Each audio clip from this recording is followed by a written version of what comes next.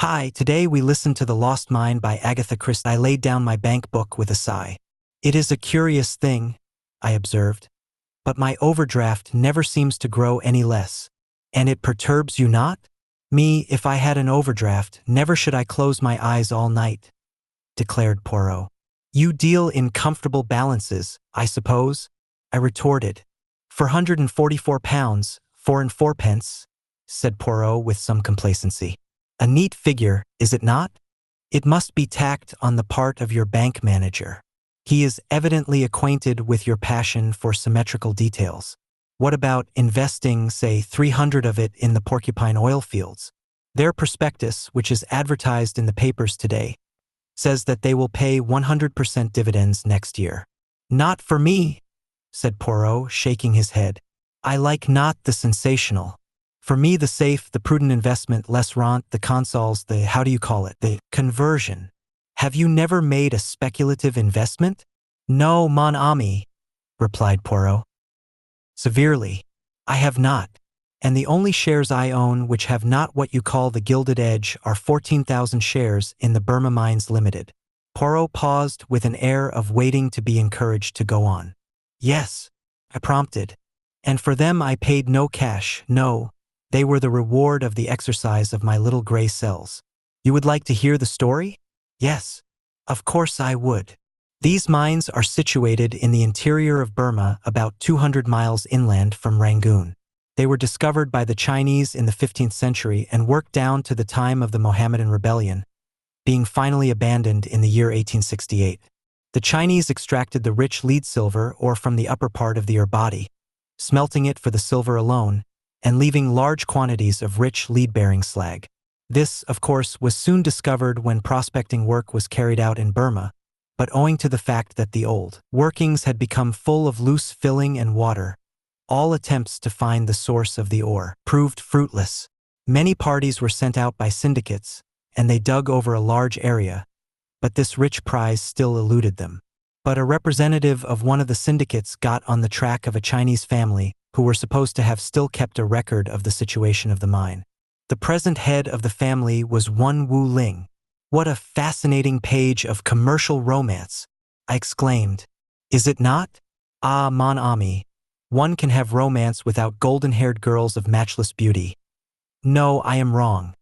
It is auburn hair that so excites you always. You remember. Go on with the story, I said hastily. Eh bien, my friend. This Wu Ling was approached.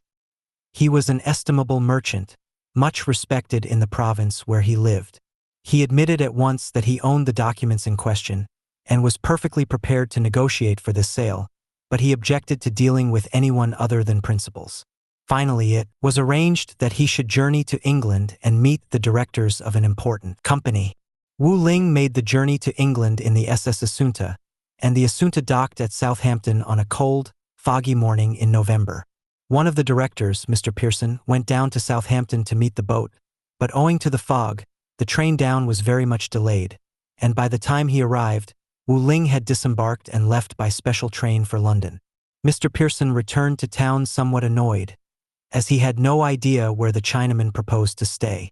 Later in the day, however, the offices of the company were rung up on the telephone.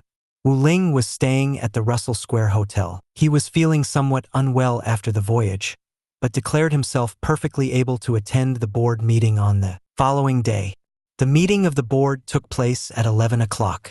When 11:30 came, and Wu Ling had not put in an appearance, the secretary rang up the Russell Hotel. In answer to his inquiries, he was told that the Chinaman had gone out with a friend about 10:30. It seemed clear that he had started out with the intention of coming to the meeting, but the morning wore away, and he did not appear. It was, of course, possible that he had lost his way, being unacquainted with London, but at a late hour that night he had not returned to the hotel. Thoroughly alarmed now, Mr. Pearson put matters in the hands of the police. On the following day, there was still no trace of the missing man, but towards evening of the day after that again, a body was found in the Thames which proved to be that of the ill-fated Chinaman. Neither on the body, nor in the luggage at the hotel, was there any trace of the papers relating to the mine. At this juncture, mon ami, I was brought into the affair. Mr. Pearson called upon me. While profoundly shocked by the death of Wu Ling, his chief anxiety was to recover the papers which were the object of the Chinaman's visit to England. The main anxiety of the police, of course, would be to track down the murderer. The recovery of the papers would be a secondary consideration. What he wanted me to do was to cooperate with the police while acting in the interests of the company. I consented readily enough. It was clear that there were two fields of search open to me. On the one hand, I might look among the employees of the company who knew of the Chinaman's coming.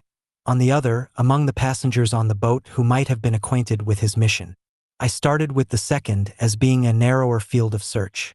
In this I coincided with Inspector Miller, who was in charge of the case. A man altogether different from our friend Jap, conceited, ill-mannered, and quite insufferable. Together we interviewed the officers of the ship. They had little to tell us.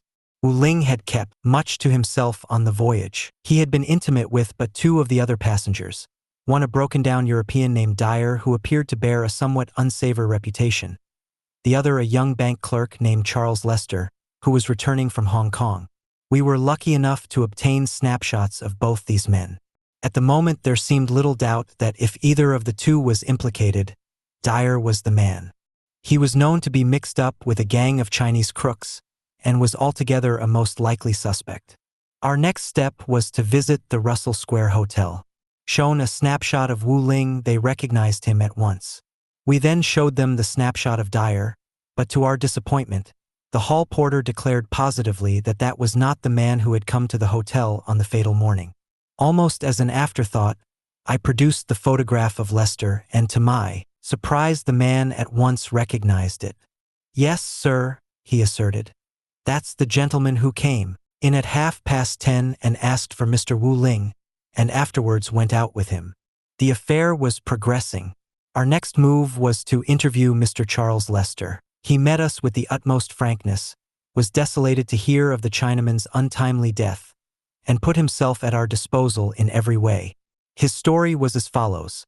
By arrangement with Wu Ling, he called for him at the hotel at 10:30. Wu Ling, however, did not appear. Instead, his servant came, explained that his master had had to go out, and offered to conduct the young man to where his master now was. Suspecting nothing, Lester agreed, and the Chinaman procured a taxi. They drove for some time in the direction of the docks. Suddenly becoming mistrustful, Lester stopped the taxi and got out, disregarding the servant's protests. That, he assured us, was all he knew. Apparently satisfied, we thanked him and took our leave. His story was soon proved to be a somewhat inaccurate one. To begin with, Wu Ling had had no servant with him, either on the boat or at the hotel. In the second place, the taxi driver who had driven the two men on that morning came forward. Far from Lester's having left the taxi en route, he and the Chinese gentleman had driven to a certain unsavory dwelling place in Limehouse, right in the heart of Chinatown. The place in question was more or less well known as an opium den of the lowest description. The two gentlemen had gone in. About an hour later, the English gentleman, whom he identified from the photograph, came out alone. He looked very pale and ill, and directed the taxi man to take him to the nearest underground station. Inquiries were made about Charles Lester's standing, and it was found that, though bearing an excellent character, he was heavily in debt, and had a secret passion for gambling.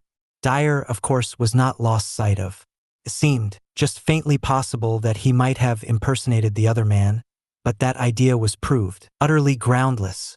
His alibi for the whole of the day in question was absolutely unimpeachable. Of course, the proprietor of the opium den denied everything with oriental stolidity. He had never seen Charles Lester. No two gentlemen had been to the place that morning. In any case, the police were wrong. No opium was ever smoked there. His denials, however well meant, did little to help Charles Lester. He was arrested for the murder of Wu Ling. A search of his effects was made, but no papers relating to the mine were discovered.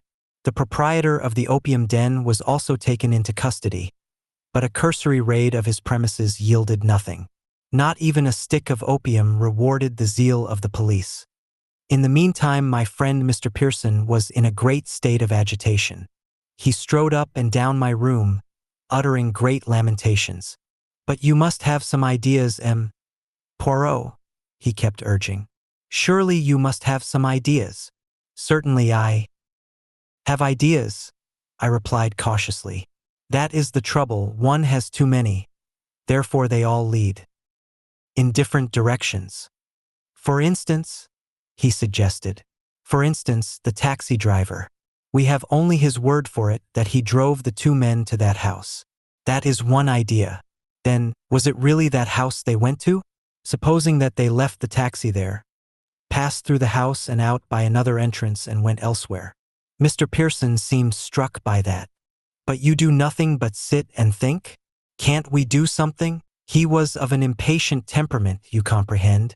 Monsieur, I said with dignity, it is not for Hercule Poirot to run up and down the evil-smelling streets of Limehouse like a little dog of no breeding. Be calm. My agents are at work.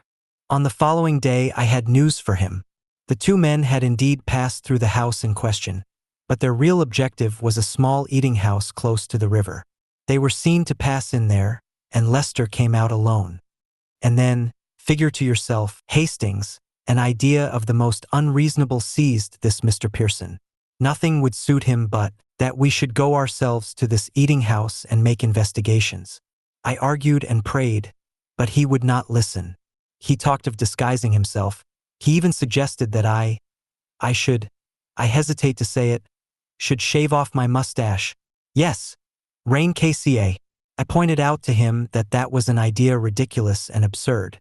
One destroys not a thing of beauty wantonly.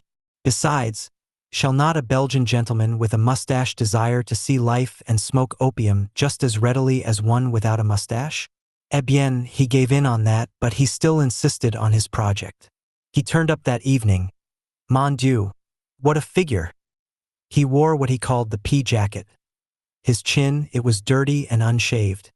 He had a scarf of the vilest that offended the nose. And figure to yourself, he was enjoying himself. Truly, the English are mad. He made some changes in my own appearance. I permitted it. Can one argue with a maniac? We started out. After all, could I let him go alone? A child dressed up to act the charades.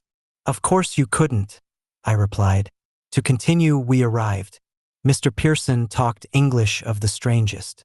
He represented himself to be a man of the sea. He talked of lubbers and foxels, and I know not what. It was a low little room with many Chinese in it. We ate of peculiar dishes. Ah, Jew, mon estomac. Poirot clasped that portion of his anatomy before continuing. Then there came to us the proprietor, a Chinaman with a face of evil smiles. You gentlemen no likey food here, he said. You come for what you likey better. Picey pipe, eh. Mr. Pearson, he gave me the great kick under the table. He had on the boots of the C2, and he said, I don't mind if I do, John. Let ahead. The Chinaman smiled, and he took us through a door and to a cellar and through a trapdoor, and down some steps and up again into a room all full of divans and cushions of the most comfortable. We lay down, and a Chinese boy took off our boots. It was the best moment of the evening. Then they brought us the opium pipes and cooked the opium pills, and we pretended to smoke and then to sleep and dream. But when we were alone, Mr. Pearson called softly to me, and immediately he began crawling along the floor. We went into another room where other people were asleep and so on until we heard two men talking. We stayed behind a curtain and listened. They were speaking of Wu Ling. What about the papers? Said one. Mr. Lester, he take those, answered the other, who was a Chinaman. He say, pati them Ali in Safi place, where policemen no looky. Ah, but he's nabbed, said the first one. He get tea free. Policeman not sure he done it. There was more of the same kind of thing. Then apparently the two men were coming our way, and we scuttled back to our beds. We'd better get out of here, said Pearson, after a few minutes had elapsed. This place isn't healthy. You are right, monsieur, I agreed. We have played the farce long enough. We succeeded in getting away all right, paying handsomely for our smoke. Once clear of Limehouse, Pearson drew a long breath. I'm glad to get out of that, he said. But it's something to be sure. It is indeed, I agreed. and I fancy that we shall not have much difficulty in finding what we want after this evening's masquerade. And there was no difficulty whatsoever, finished Poirot suddenly. This abrupt ending seemed so extraordinary that I stared at him. But where were they? I asked. In his pocket, tout simplement. But in whose pocket? Mr. Pearson's, parbleu. Then, observing my look of bewilderment, he continued gently, You do not yet see it? Mr. Pearson, like Charles Lester, was in debt. Mr. Pearson, like Charles Lester, was fond of gambling, and he conceived the idea of stealing the papers from the Chinaman. He met him all right at Southampton, came up to London with him, and took him straight to Limehouse. It was foggy that day. The Chinaman would not notice where he was going. I fancy Mr. Pearson smoked the opium fairly often down there and had some peculiar friends in consequence. I do not think he meant murder. His idea was that one of the Chinamen should impersonate Wu Ling and receive the money for the sale of the document. So far, so good. But, to the Oriental mind, it was infinitely simpler to kill Wu Ling and throw his body into the river, and Pearson's Chinese accomplices followed their own methods without consulting him. Imagine, then, what you would call the funk blue of M. Pearson. Someone may have seen him in the train with Wu Ling. Murder is a very different thing from simple abduction. His salvation lies with the Chinaman who is personating Wu Ling at the Russell Square Hotel. If only the body is not discovered too soon. Probably Wu Ling had told him of the arrangement between him and Charles Lester, whereby the latter was to call for him at the hotel. Pearson sees there an excellent way of diverting suspicion from himself. Charles Lester shall be the last person to be seen in company with Wu Ling. The impersonator has orders to represent himself to Lester as the servant of Wu Ling, and to bring him as speedily as possible to Limehouse. There very likely he was offered a drink. The drink would be suitably drugged, and when Lester emerged an hour later, he would have a very hazy impression of what had happened. So much was this the case, that as soon as Lester learned of Wu Ling's death, he loses his nerve and denies that he ever reached Limehouse. By that, of course, he plays right into Pearson's hands. But is Pearson content? No, my manner disquiets him, and he determines to complete the case against Lester. So he arranges an elaborate masquerade. I am to be gulled completely. Did I not say just now that he was as a child acting the charades? Eh bien, I play my part. He goes home rejoicing, but in the morning, Inspector Miller arrives on his doorstep. The papers are found on him. The game is up. Bitterly, he regrets permitting himself to play the farce with Hercule Poirot. There was only one real difficulty in the affair. What was that? I demanded curiously. Convincing Inspector Miller. What an animal that, both obstinate and imbecile. And in the end he took all the credit. Too bad, I cried. Ah, well, I had my compensations. The other directors of the Burma Mines Limited awarded me 14,000 shares as a small recompense for my services. Not so bad. But when investing money, keep, I beg of you, Hastings, strictly to the conservative. The things you read in the paper, they may not be true. The directors of the Porcupine, they may be so many Mr. Pearsons. Please subscribe, like this video for more great audiobook stories, and check my channel.